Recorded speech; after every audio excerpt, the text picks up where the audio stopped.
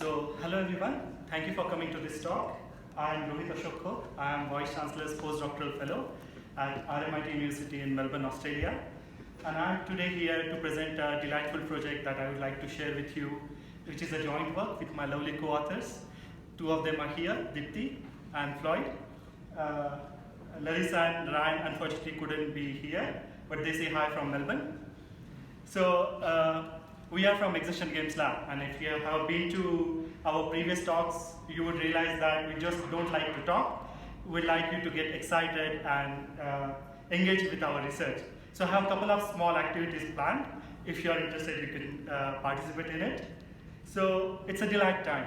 So my first activity is I have just kept few chocolates across places.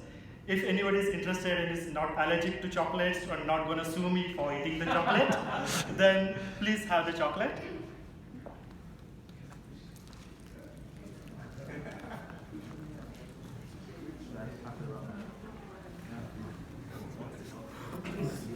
Do you have one? No. Can you pass one in front there? Do you have spare ones? Yeah. Here. Oh, here you go, here you go. Hey. Thank you. A good one now? So you can start eating the chocolate.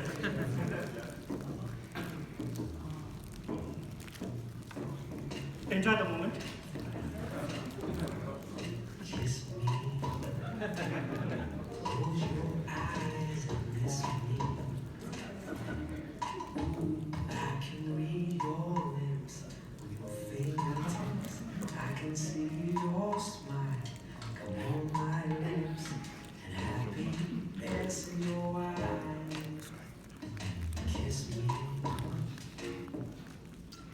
So how many of you could relate to this feeling?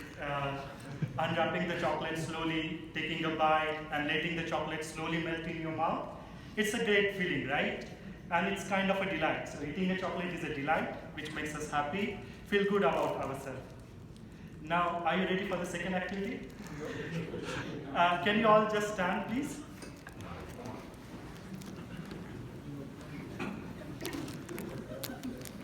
And maybe just relax your muscles. It's not a difficult activity, no more physical exertion, but very light one. And then maybe relax your neck or any kinds of minor physical activity you could do. Because being physically active is also a delight. Trying to connect with your own senses, your body, try to feel good about yourself is also a great feeling. So, you can all sit down. So this is another activity which is quite delightful. So you all might be wondering why I'm speaking so much about delight. So what exactly is a delight? So let me give you the definition. Delight is a noun. It's a high degree of gratification of pleasure. Delight is also something which gives us a great pleasure. So the two activities in which we all participated are kind of a delightful activity which makes us feel good, which makes us happy, which brings a smile on our face. But is this activity a delight? So this is somebody's data from a fitness activity, and he is trying to get through all the details, like all the graphs, how much the heart rate was, what was the speed, what was the elevation. I am not a data-centric person, and I don't really particularly feel it quite delightful and feel more like a work. Because when I engage in an exercise, it's quite rich and quite satisfying for me. But when I look at its representations, it's not as delightful as I expect. It might be delightful to the people who are really interested in their data and its capabilities and its potentials to achieve a certain target, let's say marathon or something else. But like an average casual jogger for me who is happy with his body and I don't want to compete, then this data may not be that much of a delight. So the research question that I am currently particularly excited is about how we can turn data into a delight. So we have an idea. We already participate in a couple of activities which are delightful. So what if we combine them together? What if we combine exercise, which is delightful to us, and chocolate, which is also delightful for us? So let's see what the effect of this idea onto one family who participated in our study. First of all, in the morning you put on your heart rate monitor, and you carry around an iPod, which measures your heart rate with an app. And in the evening, you would just send the data. The browser itself is kind of random, so it tries to play with you. You have to guess. There's a graph with peaks and low peaks, positive messages if you're done well. Most significant symbol is the smiley. I mean, you're winning a prize, not just for your health, but you're also winning a prize in chocolate. That is pretty cool. So what you do is then you set up the printer, start melting the chocolate, upload the file, and start printing. It was a childish feeling for me. I felt really like I was excited because you don't know what message will appear, but you're just looking forward to it. It's unbelievable that you actually can eat it, right? Like it's printing chocolate and it's doing this shape, smiley face, a flower, telling you exactly how much exercise you perform. Pretty cool. Now I take it more seriously to really do exercise in the evening because I know I'm recorded. If I'm not doing enough exercise, I will get a sad smiley, and I would like to avoid that. You know exactly how much exercises you are doing in your daily base, not just as going to the gym, also in your daily routine. If you're sitting 8 hours per day, it's not enough just 1 hour in the evening. So knowing that just pushes me and motivates me more, seeing the reality of my daily activity. I think we use it more in a competitive way to see who did more exercise and who didn't, more in a fun way to push each other. To be honest, before I started this, I was a bit skeptical about doing exercise and getting chocolate. It's kind of counterproductive, but in the end, it's like I see now the benefits. It's fun, and a little bit of chocolate never hurt anyone. So the video, I started with the video because it's captured the essence of our work quite nicely. So in the video you saw our system. Our system is EdiPulse. EdiPulse stands for Edible Pulse, and pulse is heart rate. It translates heart rate data into 3D printed chocolate trays. We not only designed the system, but also did a field study where we installed our system across different homes and studied its use for a certain period of time. 2 weeks for precise, and then we did interviews to understand their experience. But before I move to the study and its finding, let me clarify a few points, which generally people expect when I talk about exercise and chocolate. So first of all, for us, chocolate is not just a reward. Like a lot of people, when I say about chocolate, they think like, oh, you are just giving user chocolate as a reward. So it's just like it's like a carrot thing, or a bad example is a dog. Like you ask dog to do some work and then give chocolate as a reward. But this is not the system. Chocolate is a part to encourage people towards to influence a positive attitude towards exercise. For us, chocolate is more than just a reward that gives us a pleasure, but it's a form of a medium, which is delightful. So the chocolate that participants get, they are activity trees. So they represent someone's active life in different forms. So the forms, as you saw in the video, are different. I currently experimented with 4 forms. The first form is a flower, which tells how many hours you are active through its petals and its length. It could be a slogan, which positively encourages you towards exercise by giving you a good motivating message, or an emoji, which smiles if you have done your physical activity and achieved your targets, but it also becomes sad if you haven't. And finally, for data-centric people who are really keen about data, it can also print your data and give you a brief idea about how your activity went across that time. The second clarification that we want to make is our system is also not calorie in, calorie out. So people might imagine that if I burned 100 or 1,000 calories in exercise, I'm giving 1,000 calories in chocolate in return. No, our system is not mapped in that way. No matter how much exercise the user does, the amount of chocolate remains same. It's precisely 20 grams of chocolate, and that to a dark chocolate. And there has been few clinical studies which suggest that moderate amount of dark chocolate is actually good for post-exercise recovery, as well as improving cardiovascular health, and by and large improving your mood. But the more exercise you do, the better these representations be. Let me clarify this with an example. So let us compare a sedentary day versus an active day. So on a sedentary day like this, you are at Kai and you don't get much of exercise, then the kind of representations you will get is slightly different, which you say in the left-hand side, where the slogan would encourage you towards exercise, but the emoji would become sad. So you might feel that, okay, today I didn't do exercise, maybe tomorrow I should do. But the graph will be more flatter. But on the day where you are active, then the message that you would get through this, through our systems would be different. Like the message, the slogan would be more positive and congratulating. The smiley would be happy, and so you will get a smiling emoji, and the graph would be more vibrant. So the more details you could find in the paper. So next we did a field study where we installed our system across 7 different families, where 13 members participated in our study. What we asked them to do every day. So we asked them to set a goal in the morning. We gave them the heart rate monitor and the system, everything. And they worked towards that goal. In the evening, when they came back home, their data gets synced to our system, and the system, and they print the chocolates. If they like, they can eat the chocolates on the same day.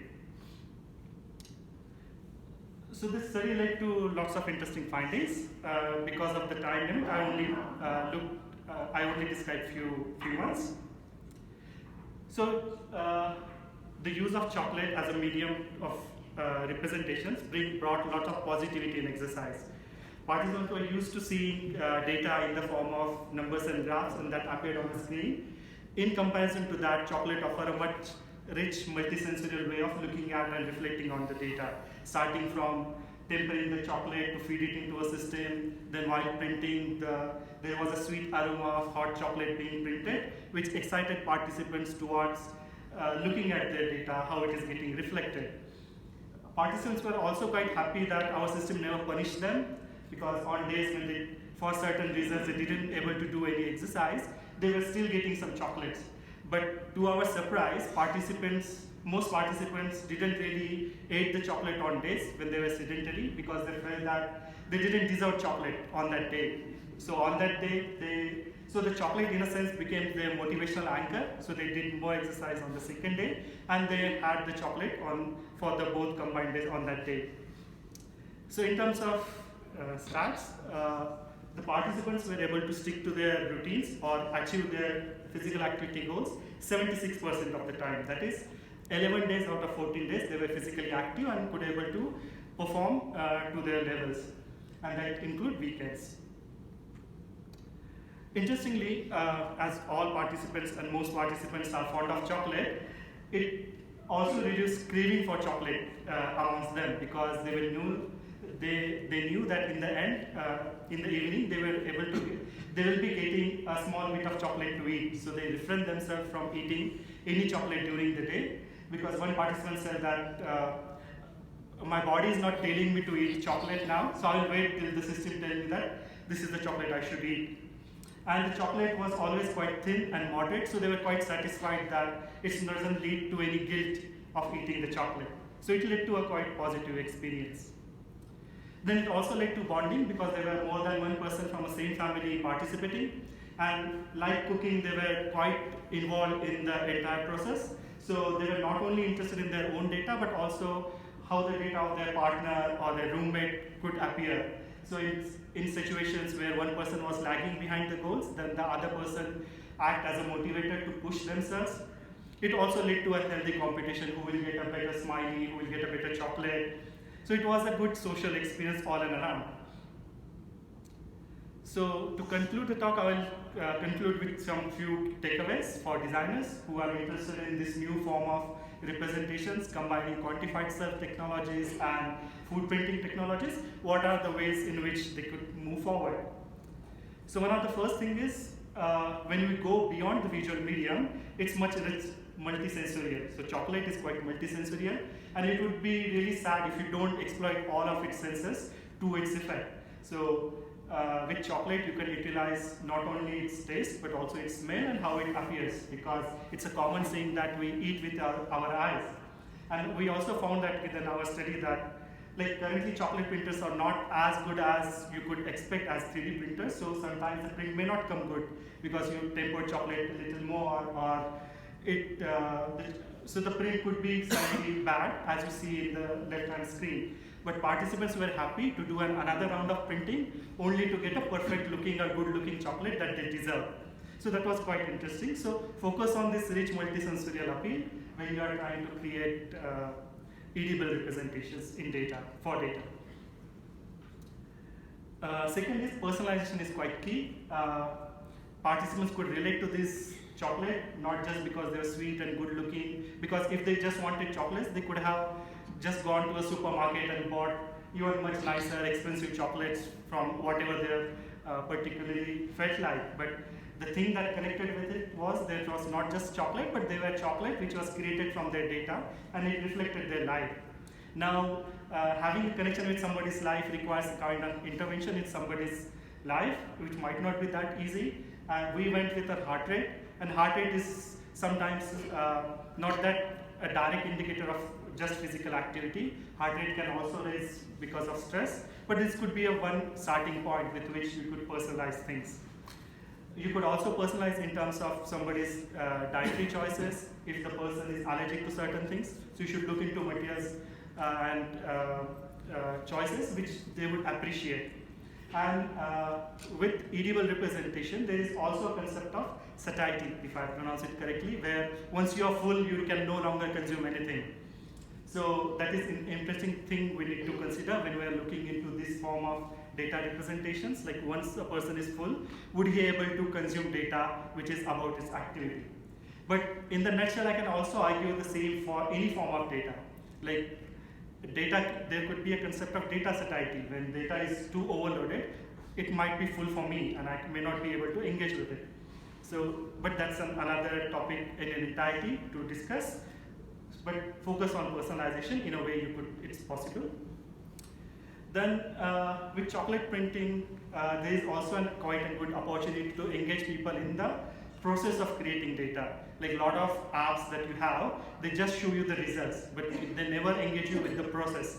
But with food printers, you could have a way to actually connect people with the process. So as I mentioned, the smell of the chocolate while it's printing itself is a quite plus, but you could also experiment in a way you are printing the chocolates. So what we did is, when we printed the chocolate, we didn't print it in a sequential order, but we went with a random order. So when we were printing the slogan, we didn't print it as from first letter to the last letter. We printed it in ad hoc manner. So it started with T, then it added E, then A, then you feel like it's a word related to eat. But it started to add words like S and W. So suddenly the meaning changed, the word becomes different. So it engaged participants in a healthy game of who would guess what would be the right word about each other's data. And finally, food, in most cultures, food is considered something as a forbidden to play. I agree, because people don't want to waste it. But if you are consuming the food, then why not we can play with the food, right? And when I talk about my research to people from this field or any other disciplines, they feel that if I talk about technology and food, it always brings to their picture like, okay, so you must be doing something related to health and nutrition. You must be encouraging people towards healthy eating vegetables, But if I want to just enjoy eating for its sake, for its pleasure, then we should do also something around it. So there is also possibility to encourage food play. So encourage our basic interactions with the food and make it more playful and delightful. So I conclude this talk with this. So we are at a stage where data is all around us, but very little we know that for how and for what purposes it could be used. A lot of people try to make sense of the data, try to make people aware of their capability and possibilities, but the data shouldn't be limited to just that. Data can be much more than that. Data could be a delight. So I will encourage more work in future CAR, which could lead to this theme. And I'm also organizing a workshop at Interact in Mumbai on September 26th. June 3rd is the deadline. If you're interested in this idea, please submit the paper. And in India, I can guarantee you would have delicious food. So I conclude with this take-home message, make data interactions delightful. I'm Rohit, and I'm happy to take any questions. Thank you.